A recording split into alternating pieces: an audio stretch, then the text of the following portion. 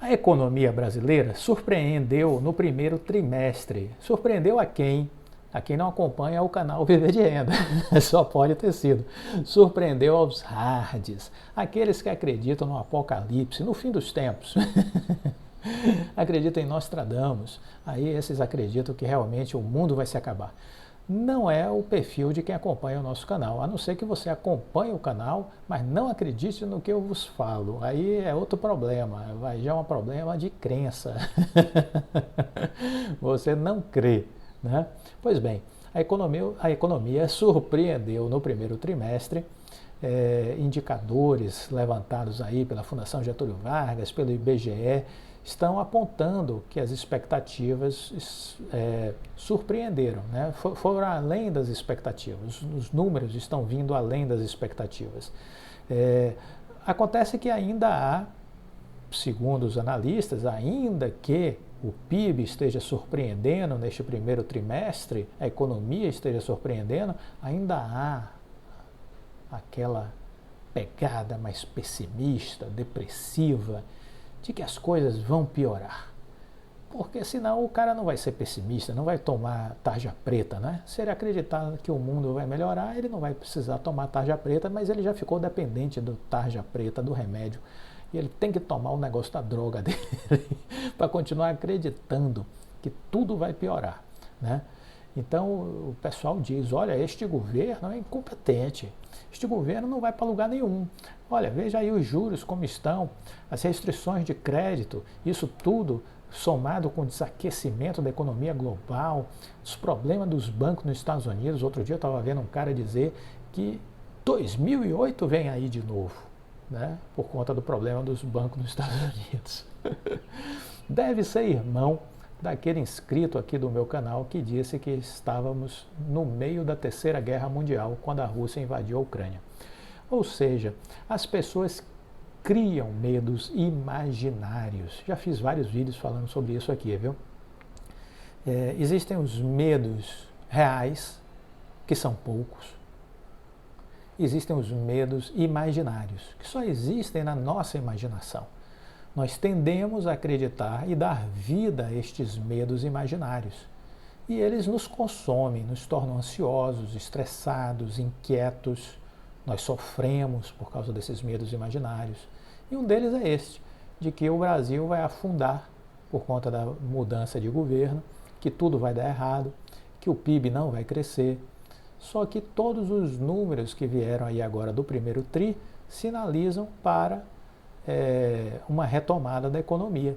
Uma retomada da economia. O PIB, né, vem aí dando indícios de que pode trabalhar acima de 2%, né, acima de 2%. O volume de serviços em março cresceu quase 1% ante fevereiro. Os números do varejo vieram aí na casa de 2,3% de alta. Ou seja, os números estão bons, para desespero de muitos. Para desespero de muitos. O resultado do PIB do primeiro TRI será divulgado no dia 1º de junho, pelo IBGE. No quarto TRI de 22, o indicador tinha recuado 0,2%. 2022 fechou com alta de 2,9% no acumulado do ano. Vamos aguardar para ver os números, vamos aguardar como é que as coisas vão se desenvolver, mas o fato é que acreditamos em dias melhores. A temporada de cruzeiros, por exemplo, foi a melhor de toda a história do Brasil. A safra agrícola esse ano já se fala num crescimento que pode chegar a quase 15% em relação a 2022. Acreditamos que por conta da retomada da vida normal, e aí estamos falando de shows, festivais, teatro, cinema, bares, restaurantes, shopping center, tudo está andando bem, andando muito bem. As datas festivas, Páscoa, Dia das Mães, enfim, ao meu ver, são muitas as razões que me fazem acreditar na retomada da economia e em dias melhores. é assim que eu trabalho, este é o cenário que eu trabalho. Se você quiser conhecer mais o cenário com que eu trabalho, assine a Seleção de Empresas, porque você vai ter uma noção dos meus argumentos com relação às perspectivas da economia do mundo lá fora, Estados Unidos, China, Europa, as minhas expectativas em relação à economia brasileira e, ao mesmo tempo, análise aí de como estão se comportando os estrangeiros, como está se comportando o indicador do preço sobre o lucro, não é? Se as nossas empresas estão baratas, se estão caras, quais são as oportunidades, o que é que eu enxergo de oportunidade, quais são as empresas que eu estou investindo. Enfim, eu compartilho estudos para que estes estudos possam lhe orientar no sentido de você formular as suas estratégias e chegar às suas decisões e assim aproveitar as oportunidades, sobretudo nos períodos de queda, porque aí é que nós temos as melhores oportunidades, certo? Bom, a Petrobras mexeu aí, você sabe disso, a Petrobras mexeu com relação à sua política de paridade de preço com o mercado internacional, andou baixando também o preço aí do combustível, do querosene, do gás. A pergunta que fica é, estas mudanças de política da Petrobras impactam empresas outras privadas do setor de petróleo? Isso vai ter impacto sobre 3R Petróleo, vai ter impacto sobre Vibra, sobre Raízen, sobre Ipiranga, do Grupo Ultra, isso vai ter impacto sobre Prio, Eneva, como é que isso afeta essas empresas? Bom, se a gente der um recorte nas empresas petroleiras, Prio, 3R, Enalta, de forma muito breve, eu entendo que não serão afetadas pela mudança da Petrobras. O fim da paridade de preços é uma questão interna da empresa em relação ao seu preço de venda do combustível, não afeta em nada as decisões das outras empresas. Elas são empresas que vendem petróleo e não o combustível derivado do petróleo diretamente. A Prio, por exemplo, tem um foco muito mais de venda para o mercado externo, né? E, neste momento, a empresa, inclusive, está de olho em oportunidades. Qual é a expertise da Prio? São campos maduros, adquiridos de grandes petroleiras, como a própria Petrobras, a Shell, a Exxon, a British Petroleum, e ela explora esses campos, dando maior eficácia e eficiência na captação desses produtos do petróleo, a um custo muito mais baixo de produção. Essa é a grande mágica da Prio, conseguir reduzir o custo de captação da sua exploração de petróleo, né? A Prio ela se aproveita muito das oportunidades, diminui o custo de extração, que está hoje na casa aí de 9,5 dólares por barril, 9,5 dólares de um barril que vai ser vendido acima de 75 dólares a 90 dólares, a depender da época, e o custo de extração está na caixa de 9,5, 9 dólares por barril, né? A empresa hoje vive também um momento onde ela está capitalizada em busca de oportunidades. Onde estão as oportunidades no caso de uma empresa como a Prio? Ela está nesse momento em negociação. Dizem, né? Não foi comprovado, mas dizem que ela está interessada na Eneva. A Eneva, que é da Queiroz Galvão, da construtora Queiroz Galvão, e que teve sua participação reduzida recentemente no capital acionário. Entraram aí na composição do capital social da empresa dois fundos de investimentos, e se fala que a Prio estaria negociando com o Bradesco e o Santander para adquirir ações que os bancos têm da Eneva, que dariam em torno, as somadas, de 28%. Então, há essa possibilidade da Prio comprar 28% da Eneva, e entrar para o bloco de controle. Essa é uma possibilidade. Vamos ficar observando, porque tudo isso significa perspectivas favoráveis para o crescimento e para a expansão da empresa.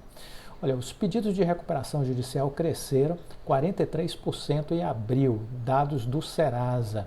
43% crescimento dos pedidos de recuperação judicial em abril. O primeiro trimestre teve recordes históricos, já teve recordes históricos, e no mês de abril tiveram 93 solicitações de recuperação judicial. A maioria dos pedidos veio do setor de serviço, 39, seguidos de comércio, 28, indústria, 19, setor primário, 7. Então, está aí o número de pedidos de recuperação judicial. Na divisão por tamanho de negócio, as pequenas e médias empresas foram as principais, somando 64 solicitações contra 18 empresas médias e 11 empresas grandes. Tudo isso deriva da política de juros do nosso Roberto Campos Rousseff. Roberto Campos Rousseff quer destruir a economia brasileira, está imbuído deste propósito, mas graças a Deus ele não vai conseguir ganhar o primeiro lugar da Dilma Rousseff, que é a irmã dele.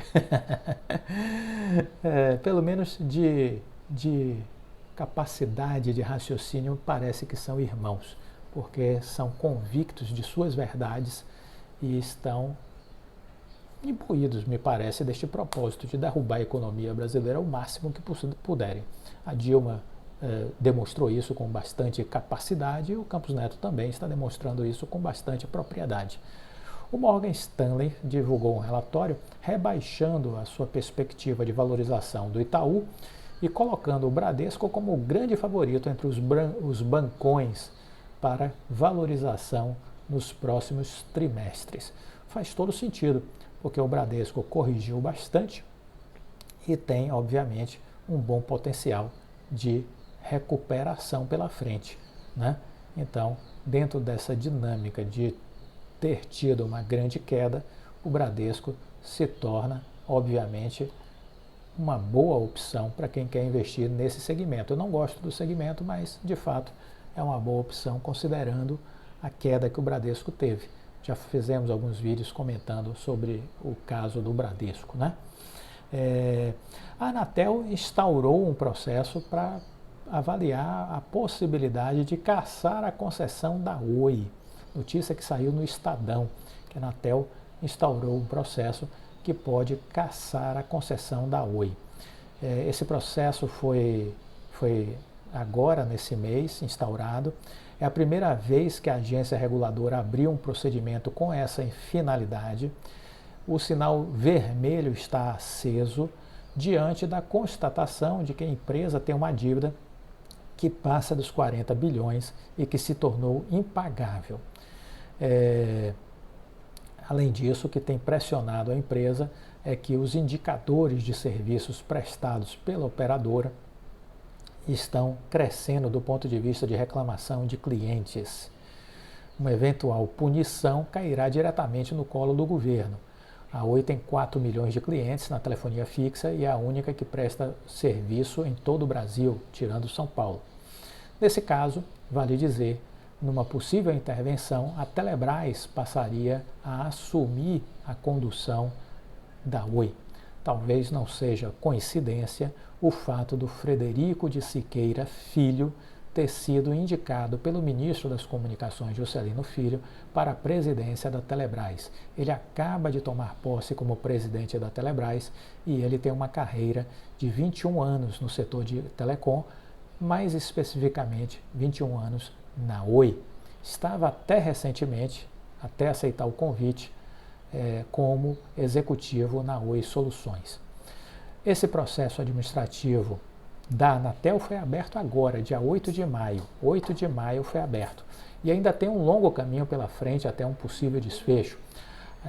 A Oi mudou a postura inicial, decidiu se manifestar, disse que vem conduzindo seu processo de RJ com negociação junto aos credores, visando uma solução de longo prazo. Enquanto se constrói a empresa do futuro, o pedido de RJ é uma medida que permite que a Oi continue com suas operações normalmente e ao mesmo tempo em que busca o equacionamento de sua estrutura de capital, incluindo a injeção de novos recursos na companhia, disse a Oi. Bom, tá aí. Clóvis, você acredita que isso vai dar em alguma coisa? Eu acho que não. Eu acho que é uma pressão que o governo está fazendo, mas eu acho que isso não vai dar em nada, pelo menos até antes da arbitragem. Eu acho que o primeiro capítulo dessa história, Oi versus governo, é a arbitragem. Uma reflexão para você. Um problema na vida financeira gera desgastes na vida familiar, ruptura na vida sentimental e desânimo na vida profissional. Para coroar, o sujeito coloca a culpa em Deus e tem uma crise na vida espiritual. Portanto, é importante aprender a cuidar de cada uma das áreas da sua própria vida e cuidar de todas as outras também. Você precisa ter uma condução em relação à sua vida que lhe permita ter um perfeito estado de equilíbrio físico, psíquico, mental, né, espiritual. Isso é muito importante, né? Eu quero também aqui compartilhar uma mensagem do João de Moura, ele que é de dos sindicatos dos trabalhadores de empresas de telecom. Ele tinha me mandado uma mensagem: bom dia, gratidão pela sua participação no debate, ajudou e muito, como sempre. Vamos prosseguir insistindo em sermos recebidos na Casa Civil e na Fazenda. Devemos organizar uma próxima roda de conversa, agora com a presença da Anatel também, e devemos também provocar uma audiência pública na Câmara Federal. Os fundos de telecom são bilionários e subutilizados, FUST, Funtel, Fistel, eles não servem aos princípios para os quais foram criados. Vamos continuar provocando este debate. Olha, João, muito obrigado pela mensagem. Este é o caminho. Eu acho que a gente tem sim que conversar com o governo, conversar com as áreas estratégicas do governo, falar sobre políticas de comunicação, de internet. Isso mexe de tecnologia, isso mexe com a educação, isso mexe com a geração de riqueza.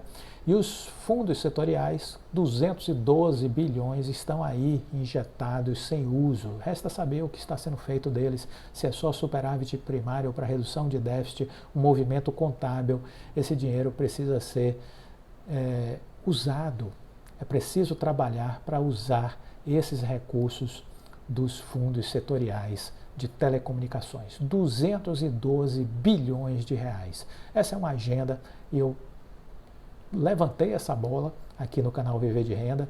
A gente levanta algumas bandeiras aqui, diferente dos outros ambientes, mas são bandeiras que me motivam a debater, a discutir e chamar o governo, as empresas para o bom debate. O debate de encontrar soluções. Conte comigo aí nesse sentido. Se você gostou do vídeo, deixe o seu like, compartilhe com os amigos, fique com Deus e até a próxima.